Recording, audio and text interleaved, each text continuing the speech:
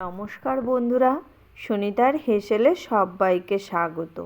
আজ আমি আপনাদের সঙ্গে শেয়ার করব একদম নতুন ধরনের একটা কাতলা মাছের ঝালের রেসিপি। শীতকালে আমাদের ধনেপাতা কিন্তু প্রত্যেক বাড়িতেই থাকে। সেই ধনেপাতা দিয়েই আজ আমি কাতলা মাছের ঝাল তৈরি করে দেখাবো। চলুন তাহলে রেসিপিটি শুরু করা যাক। এখানে দেখুন আমি 3 পিস কাতলা মাছ নিয়েছি। কাতলা মাছের গায়ে আমি খুব ভালো করে লবণ আর হলুদটাকে মাখিয়ে রেখে দেব। এখানে আমি 5 মিনিট মতো লবণ আর হলুদ মাখিয়ে রেখে দিয়েছিলাম। এবার চলে যাব রান্নাতে। দেখুন আমি ওভেনে কড়াই বসিয়ে দিয়েছি। কড়াইতে দিয়ে দিয়েছি পরিমাণ মতো সর্ষের তেল। আর অবশ্যই এই রান্নাটা সর্ষের তেলে তৈরি করবেন। এখানে দেখুন তেলটা কিন্তু খুব ভালো করে গরম হয়ে গেছে। আমি কড়ার চারিদিকে একটু ছড়িয়ে দিয়ে এর ভেতরে আমি লবণ হলুদ মাখিয়ে রাখা মাছগুলোকে দিয়ে দেব। এবার এই মাছগুলোকে আমি খুব ভালো করে একটু ভেজে নেব। একেবারে কিন্তু কড়া করে ভাজবো না। হালকা যখন একটু লালচে কালার চলে আসবে তখনই আমি মাছগুলোকে উল্টে দিয়েছি। এবার এদিকে মাছগুলো তারে ভাজা হোক, তার মধ্যে আমি একটা মশলা তৈরি করে নেব। তার জন্য দেখুন এখানে আমি হাফ চামচ সাদা সর্ষে নিয়েছি, হাফ চামচ গোটা জিরে, স্বাদ অনুযায়ী কাঁচা লঙ্কা আর নিয়েছি কিছুটা ধনেপাতা। এগুলো আমি শিলনোড়াতে মিহি করে বেটে নেব। এদিকে দেখুন আমাদের মাছগুলো কিন্তু খুব ভালো করেই ভাজা হয়ে গেছে।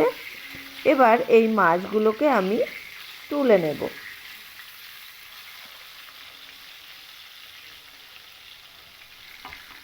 এখানে আমি সমস্ত মাছগুলোকে তুলে নিয়েছি। তুলে নিয়ে ওই মাছ ভাজার তেলের মধ্যেই আমি দিয়ে দেব সামান্য একটু কালো জিরে ফোড়ন আর দিয়ে দেব 2টো শুকনো লঙ্কা। এবার ফোড়নটা একটু ভাজা হয়ে এলে ওর মধ্যে আমি দিয়ে দেব বেটে রাখা মশলা। দেখুন মশলা দিয়ে দিয়েছি। এবার এর মধ্যে দিয়ে দেব স্বাদ অনুযায়ী একটু লবণ আর দিয়ে দেব সামান্য একটু হলুদ গুঁড়ো। খুব ভালো করে মশলাটাকে এবার আমি একটু কষিয়ে নেব। দেখুন মশলাটা কিন্তু খুব ভালো করেই কষানো হয়ে গেছে। খুব বেশি মশলাটা কিন্তু আবার কষাবো না। হালকা একটু মশলাটাকে আমি কষিয়ে নিয়েছি। নিয়ে এর মধ্যে দিয়ে দিয়েছি পরিমাণ মতো জল। জলটাকে খুব ভালো করে এবার মিশিয়ে নেব সমস্ত মশলার সঙ্গে। মিশিয়ে নিয়েই আমি এর মধ্যে দিয়ে দেব ভেজে রাখা মাছগুলো। দেখুন এখানে আমি ভেজে রাখা মাছগুলোকে দিয়ে দিয়েছি। এবার মাছগুলোকে আমি ঢাকা দিয়ে রান্না করে নেব 5 মিনিট মতো। ফিরে এলাম 5 মিনিট পর।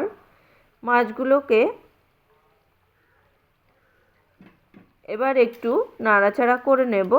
তার মধ্যে আমি এখানে দিয়ে দিয়েছি কয়েকটা কাঁচা লঙ্কা। আমি সামান্য একটু চিড়ে দিয়েছি কাঁচা লঙ্কাগুলোকে।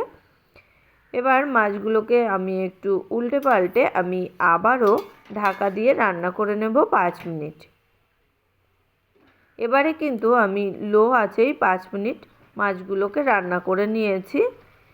এবার মাছগুলো কিন্তু খুব ভালো করে একটু মিশিয়ে নিলেই কিন্তু তৈরি হয়ে গেল আমাদের ধনেপাতা দিয়ে কাতলা মাছের ঝাল। এইভাবে একবার অবশ্যই বাড়িতে ট্রাই করে দেখবেন। কাতলা মাছের ঝাল খেতে অসাধারণ হয়। তাহলে বন্ধুরা এটা কিন্তু গরম ভাতের সঙ্গে খেতে অসাধারণ লাগে এই রকম কাতলা মাছের ঝাল। আমার এই কাতলা মাছের ঝালের রেসিপিটি আপনাদের কেমন লাগলো অবশ্যই কিন্তু কমেন্ট করে জানাবেন। যদি ভালো লেগে থাকে তাহলে একটা লাইক করবেন আর সাবস্ক্রাইব করে পাশে থাকার অনুরোধ রইল। তাহলে বন্ধুরা আজকের মতো এই পর্যন্তই। আবার দেখা হবে নতুন কোনো রেসিপি নিয়ে। ভালো থাকবেন, সুস্থ থাকবেন। ধন্যবাদ।